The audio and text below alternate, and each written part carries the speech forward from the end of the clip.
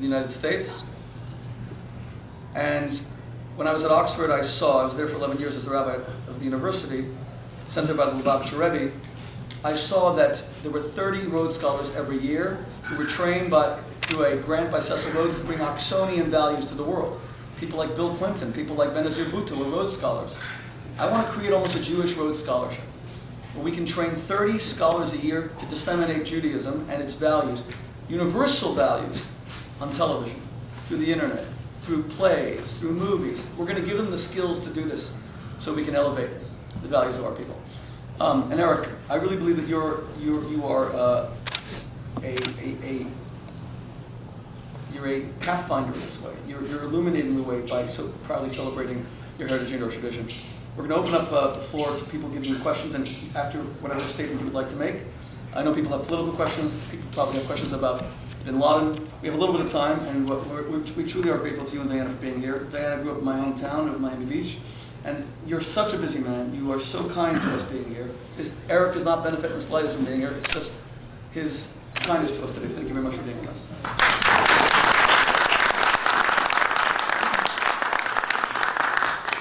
Thank you, Rabbi. Jimmy, Lisa, thank you very much also for opening up your home. And Rabbi, and to all, very humbled by being here. Diane and I are really, it's our pleasure. It is a huge benefit just to hear your words.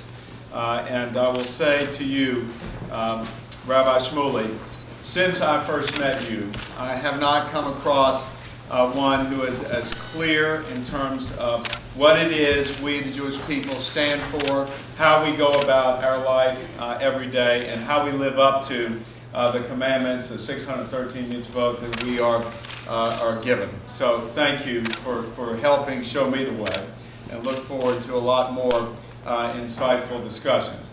It is, I think, apropos that Diana and I left our middle child off at Kennedy Airport this morning to go to Birthright. And I think that speaks to what the National Institute for Jewish Values really is about. Because what is it that makes us as the Jewish people so special and unique? It is our values. I'm reminded of the story that Prime Minister Netanyahu wrote about in his latest book. And that is a story that took place the first time he was Prime Minister of Israel. And it was then he was on a trip to a state visit in China. And he was given the royal treatment, if you will, and was at a state dinner there. And the story goes that the premier was a real student of history and was engaging the Prime Minister in a discussion about all things history, and turned and asked Bibi to try and settle something in his mind, and that is, how is it that the Jewish people could have the accomplishments that they have? How is it that they could be such a tremendous success throughout the course of history, given what we've been through over the thousands of years? He said, think about it. What are the largest and oldest people in the world? It's 1 billion Chinese and 1 billion Hindus. But if you're thinking about their impact, it is both. They're both extraordinary. But then you look at the Jewish people, and there's 13 million Jewish people today. And how is it that the accomplishments can so far outstrip the sheer numbers of Jewish people? And again, I look to Rabbi Shmuley, and I look to what you're doing in the creation of this institute, and I think that says so much about why it is that the Jewish people have such a track record of success. And I would say to you, if we're supposed to be like olives, if we're better when we're squeezed, we've certainly found the right moment in history. Because there are so many challenges out there, not only for us as the Jewish people, but for us as Americans. And I'm reminded every day of really the similarities or the analogies of being a Jew and being an American. Because as Jews, I've been taught since I was in law school by Rabbi Gurkov, and then from you and many others, that as Jews we are commanded, we are given the mitzvot to fulfill. And ours is not a religion of passivity. That we are about taking life on and the challenges every day according to the roadmap given to us. And in so many ways, our responsibility, in fact our privilege as Americans, is just that. Democracy is not a spectator sport. We have to take it upon ourselves to engage, whether it is a question of Israel's security or Israel's position in the world as far as our own U.S. security is concerned, whether it's the deficit, the energy security, the healthcare challenges, the retirement issues that are so all converging now on the national scene. All of that is the struggle, but all of that is our call to action as Americans. So again, I'm delighted to be here and love to hear a discussion, if you will. Thank Rabbi, you. thank you. Let me open it up with Shmuel Jonas. Where are you, Shmuel? Shmuel, you want to give us your... Shmuel Jonas is the COO of the IDT Corporation. His father, Howard Jonas, is a very dear friend and a very prominent Republican supporter, very prominent Jewish philanthropist globally as well. You want to give us your first question? I don't have a question. I'm very honored to be here, and you show us all a great honor of serving where you serve. Thank you. Thank you. Was that a question? That's good. Okay, do we have questions? Go ahead, Gary, please. First, I want to congratulate you on taking the initiative to invite the Israeli Prime Minister to address Congress, because it's apparent to us that the White House has, if anything, has insulted the state of Israel, certainly by the president not setting foot in Eretz Yisrael, and the way he's treated the Prime Minister in past, and so on. So what my question is, how is this particular initiative is now going to be changing, and hopefully changing, the White House's position on Israel? Well, I do hope that there is some change. I mean, we have seen over the course of the last year and a half almost a White House who just doesn't seem to get what the heart of the U.S.-Israel relationship is about. And, you know, I can tell you that it will take continued activism on our part. The good thing is the U.S.-Israel relationship is in good stead in the Congress in a bipartisan way. And that is, I believe, due to the commitment of pro-Israel activists in the country. Because every day, somewhere in some congressional district, in some state, folks are out there making the case that the U.S. security goes hand in hand with Israel's security. And we are fighting the same war. And talk of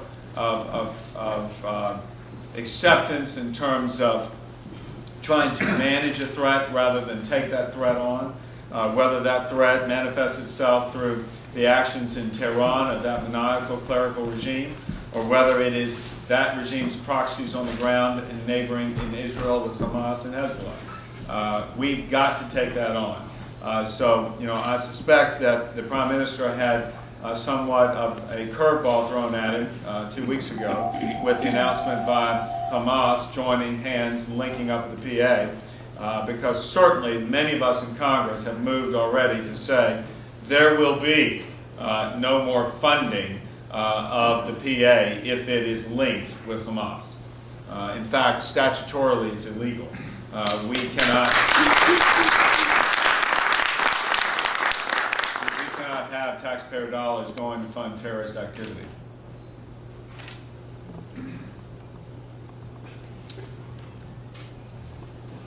I know it's Sunday morning. Mr. Jimmy Cohen, I think you've earned his question. Thank you very much. I think you put it very well when you said that all of the economics and geopolitical events are kind of converging, and it all really comes down to the fiscal health of this country. And we spoke before about how this recession does indeed seem to be different, and even though it seems to be recovering, we all know so many situations where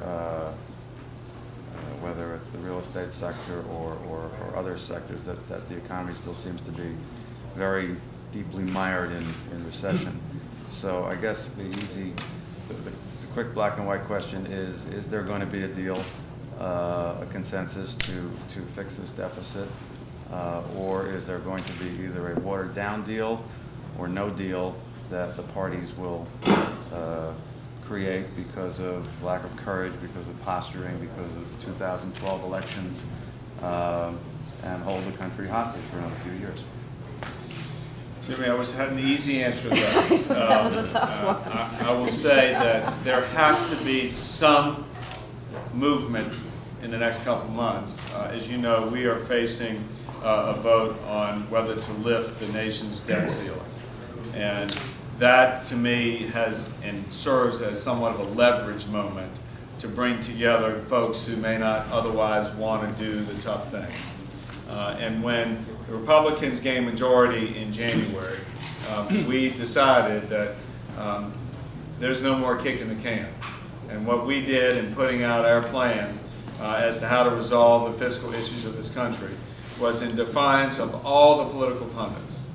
And we just took the attitude, if you look at the numbers, they're unsustainable. This country is on a path of a fiscal train wreck. You have the situation where we're already borrowing 40 cents of every dollar we're spending. And we also know that the true drivers of the real fiscal imbalance off into the next 5, 10, 20 years has to do with the entitlement programs, specifically health care. And promises made to the citizens of this country decades and decades ago that are now coming to roost. And if you just think about it this way, if you take the current amount of revenue gained from Medicare premiums and taxes, a little over 50% of Medicare is taken care of. That's it. And so we've got to do something to fix that. And if we don't do something to fix it, I believe we will lose the confidence not only of our people in this country, but of the global investing community. And that could spell untold challenges and, frankly, disaster, I think, for us as Americans. And if you sort of connect all that back in with why it's so important from an international standpoint, the only reason that we've been able to project our values and project this country's values on the world scene is we've had the economic ability and might to do so. That's what's at stake here. And when you listen to the arguments and the positions taken by both sides, it really comes down to the question of who we want to be as a country. Yes, who we want to be as an international leader, but really much more here at home, who is America? Is it a country with a government that's going to be much more in control of people's lives, or are we going to be that country that so many of our ancestors came to begin with, a place where you could have it all, be it all, where the impossible dreams became possible? And we've done that because we've had a land based on opportunity, not a government that was going to take care of everyone, but a government that would be there with a safety net to take care of those who need it. And that's underneath, I think, what the whole debate is about. Whether we'll have a joint meeting of the minds and demonstration of the courage to resolve that in the next 2 months, I'm an optimistic guy, so I hope so. Rabbi Krinsky, who was just voted Newsweek's most influential rabbi in America. Do you have a question, Rabbi Krinsky? I don't have a question, but I'd like to tell you a short story. Just this past Friday, very current, somebody in my staff received a call from an acquaintance of his, and he invited him out to dinner. It's Friday night in a New York restaurant. And my man told him that it's Shabbos, it's Jewish Sabbath, and he can't ride, he can't partake in anything of that nature. And it's impossible, unfortunately, impossible to make the appointment. And the gentleman said to my staff person, when the Jewish Sabbath comes, you put away your BlackBerry and your iPod and all communication and your business, everything just becomes like in a different world. He says, exactly. He said, well, where are you having dinner tonight? And my staff said he's having dinner in Crown Heights. Actually, my son's home, he's there with me, my son. And he says, can I come? to see what Shabbos is in a Jewish home. And he said, by all means. And without even arranging with my son, he invited him to come. And the meal started at about 8:45, after a couple of Shabbat. And I was there. I came after my meal in my home, my own home. And we sat till about 1:30, 1:45 in the morning. Now, this young man is a Catholic. Polish parents, never witnessed the Jewish Sabbath, never had the opportunity to do it. And he was taken by a number of things, talking about Jewish values. He was taken about the fact that 6 young children were sitting around the table, candles burning, the decorum, the singing, and 6 little kids running around the house, totally enamored with what he saw. He's not married. He happens to be a growing giant from Silicon Valley. I can't mention his name, but somebody that is an emerging giant in the field of I don't even know what you call it. Social networking. Development of technology. Say. You'll hear about him someday. And what we found fascinating was the fact that he never heard about the Jewish Sabbath, strangely enough, and he was so taken by the questions that he asked and his nodding in agreement with many of the things we discussed, not only about the Shabbos, but about Jewish values and family values, was something that, we decided that this man is going to become a convert eventually. He was so taken by it. And when we look at it from a distant perspective, we forget that the Jewish values is probably one of the world's best kept secrets. There is so much there, not only the family, but the family life that is rooted in religious beliefs, in Torah and mitzvot, that we must ultimately bring this to the fore, make it manifest, make it knowledgeable, make it enjoyable by the world at large. And they keep it in their own way. And raise their children with the same love and affection, with the concentration on their education. We just read yesterday in the Torah the portion of Emor. The first sentence says, Emor ba'amarta. It says it twice.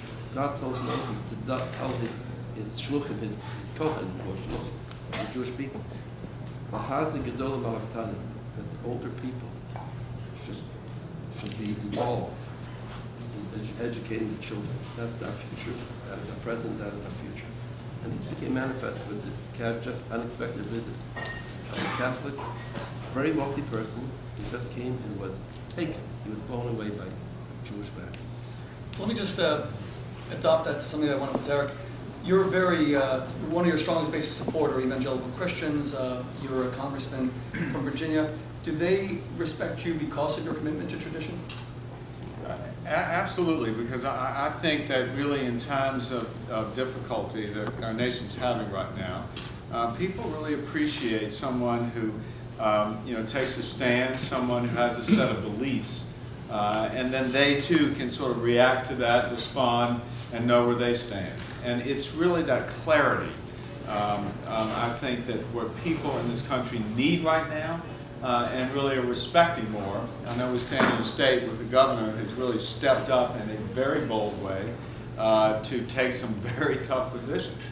But again, it's somewhat of the straight talk that this country is in desperate need of.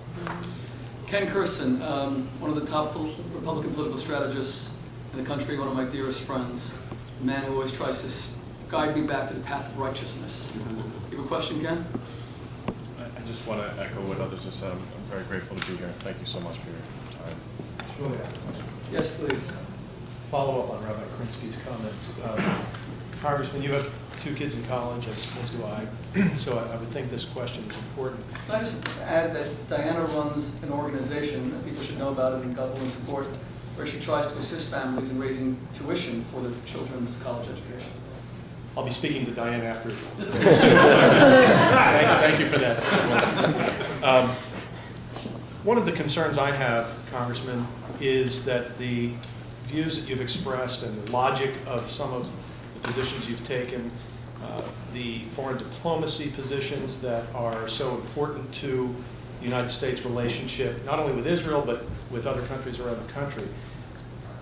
My concern is on the college campuses. We don't have the influence that we need to get that message across, to counteract some of the messages that these kids are hearing that really put them in a position where they're at their most impressionable ages of coming out of college and having views that could really be contrary to some of the things that we think are most important to Israel and to the Jewish people, and to the extent that Shmuley is establishing this institute for Jewish values. What are the things that we can be doing to get this young generation of future leaders to understand these important issues? Well, I'm looking for Sarah around here. She's still here, but this morning being the morning of birthright for our family, to take our daughter. She is a freshman at the University of Michigan, just finished her freshman year, has involved herself in what's called Wolfpack out there, which is a pro-Israel student activist group. But really, her commitment is to pro-Israel activism on campus. And we can't do this without the kids' help. We can't go in there, allocate resources, and decide we're just going to make a difference on the campuses. Because as you've seen, what's made the difference is somehow the opposition, if you will, has been very good at organizing. That yes, they've had some financial support in a big way come to bear, and they also have the assistance of the left-leaning world of academia that lends itself to their volume. We've got to do the same. And again, I think the birthright is proven. Our other son, who's at University of Virginia, is also a product of that, and is also in a university that has much lower sort of volume in terms of issues in the Middle East, is still very active there in Charlottesville. These are the kinds of things we can do. The Institute for Jewish Values, though, it really is about trying to bring what we've known all along as to not only the benefit but the promise of the tradition of our faith into a much larger realm so that we can participate in this. That's what it's really about. Eric, can I ask a question about the Republican presidential field? It's being much commented on that there has yet to emerge a compelling candidate. President Obama's approval rating is at 56%, having risen 11 points, I think 57%, since the killing of bin Laden. Do you see a candidate emerging? Will the field go stronger, or is it just a case of, as in 2008, a candidate may emerge who will begin to build public support? And is this something that you would have any interest in? I would say in front of my wife, no. But I will say that what is happening, as far as I can see, is the issue set. The debate about 2012 is really coming into focus. And it goes back to, Jimmy, your question about how we're going to resolve these things. How we're going to resolve these things have a lot to do with what this country believes is our role, is who we are as a nation. And so I do see some clarity coming to the fore at this point. We're still a ways away from November 2012. I do think also our candidates are going to have to step up and become and join that clarity in terms of the discussion. So I'm going to skirt the question of who, but really say it's about the issue set here. It's about how we're going to navigate these challenges. As the time dwindles away here, can you comment at all on the killing of bin Laden, given that it's the national dialogue at present? Yeah, listen, I think that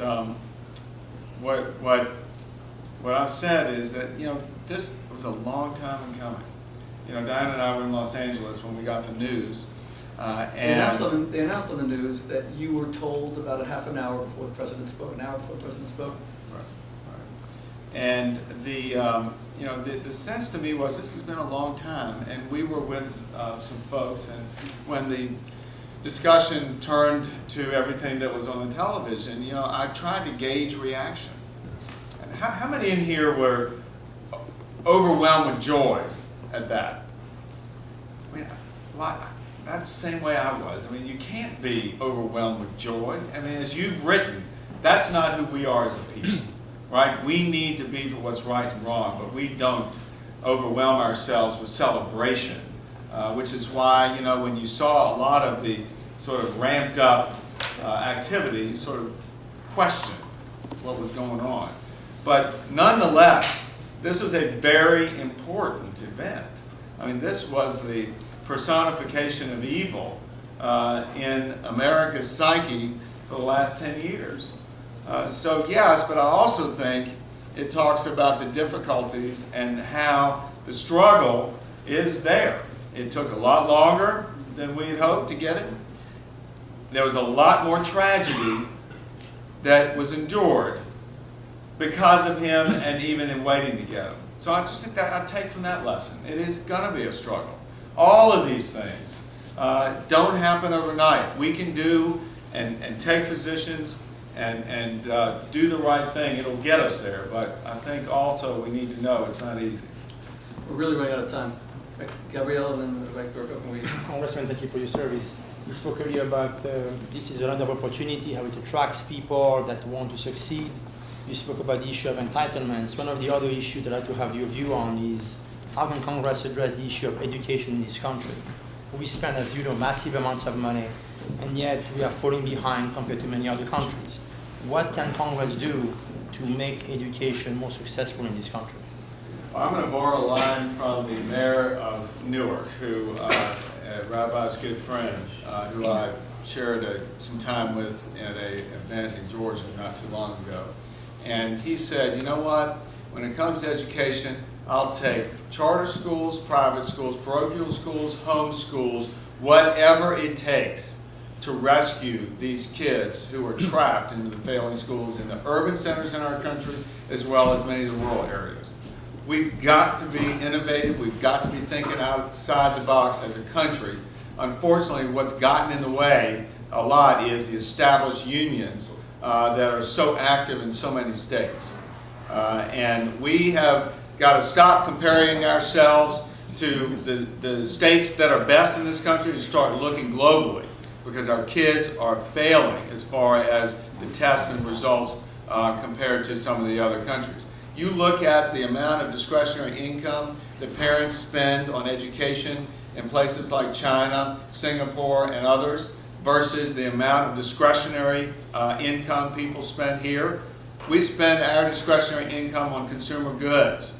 You know, it goes back to the values. You know, we've got, this is right in the lane of what I believe that the National Institute is going to be about. You know, the Jewish people have always been about education. You know, we're talking about your newest, the Steinhardt Initiative, or the foundation, about a Hebrew language charter school. And I don't know if I'm, let you speak, it's for everyone, because people believe that the Jewish people get education, that they do it right. So a lot of work to be done there. Sarah, how many schools are you opening again? The Steinhardt, Sarah's head of the Steinhardt Foundation, they're opening. We have 2 that are currently open. We'll open 5 in 2012, and hopefully another 7 or 8. And it's a massive effort, every single one of them, massive. And what we can do at the federal level is try and make these kinds of things more reachable, because a lot of states, they are not, because of the laws that they've got in place and restrictions, however so, in their statute. Okay, final question, Rabbi Burkoff. Yes, I asked this question, being that I know you for so many years, I think longer than anybody else here in the room. To what would you attribute your meteoric ascent and the significant influence that you have? To what ingredient would you attribute it to? Well, his wife, obviously. And I will say, I wouldn't be married to her without you. So, but as a way, as an inspiration to everyone that's here. It's really hard to answer that. You know, you have to. I mean, you got to go there. What I would say, a little bit of faith, a little bit of luck. You know, but I go look at it more of how do you get through these challenges, and I try and focus on, you know, sort of this clarity of where to stand on an issue and go about executing on that and rising to the challenge every day. Could not do it without the mother here, the most important mother to my kids, their only mother. So thank you for allowing that to happen. I was just wondering, what does that mean? He married us. Yes. Rabbi That's what I figured. Yes. He was the actual Good job, Rabbi. ceremony. Right. I just heard the other part. I don't think there's been a time that I've been with Eric that he hasn't mentioned that. He's always mentioned Rabbi Kirkos having married him and his wife. Shmuley, can I just say that you spoke Betsy about- Markowitz is the newly hired, he's one of the heads of our institute, helping to put together our curriculum and any of the students who will apply to it, God willing. You gotta hurry, please. Rabbi Betsy You spoke Markowitz. to the majority leader's humility. I like to see your temerity. I found an example of leadership in you. So thank you for that, and God bless you. We go on. But Rabbi Gurkov asked you what brought you to this position, and I know that he knows the answer. Providence has placed you where you are. So I'd like to, I'm a Lubavitcher in the room with a glass of l'chaim. I'd like to raise my glass and offer you l'chaim that God keep you growing at the pace that you are. May you have everything you need, all the strength you need, the support you need to keep the American dream alive. And as a young American, I really thank you. It's an honor to be in the Thank you. Thank you also, Betsy. It's funny you say that because I felt this is the first time in a month that I've been sober for this event. Okay, ladies and gentlemen, all of world history can come down to a battle between me and Joel Klein. I did get that right, correct. I'm sorry, Joel Katz. Forgive me, Joel. Okay, now I got it. Education got you going. Well, the whole thing is, because it's a battle, I'm purposely disparaging him in order to gain the ascendancy. Joel is a very fine young staffer of the congressman, has to get him out on time. 30 seconds of announcements, and we're done. Thank you, Joel, for everything you've done, and for everyone in your office. Especially to the Capitol Police, who protect the congressman, who go out and make sure they scout out the place. Jimmy and Lisa's place can be kind of dangerous. They got here, they neutralized the place. Especially after dark. That's when it gets fun, but it can also be dangerous. One of my brother is here from Miami. I should thank you very much for joining us.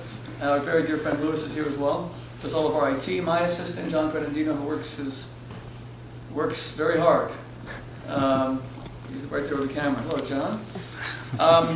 We have some flowers for Mother's Day. If we can please pass them out first and foremost to Mrs. Diana Cantor.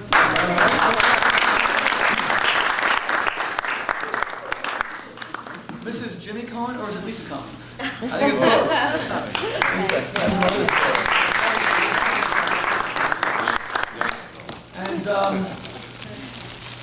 And this is to my wife, for everything that she does for us.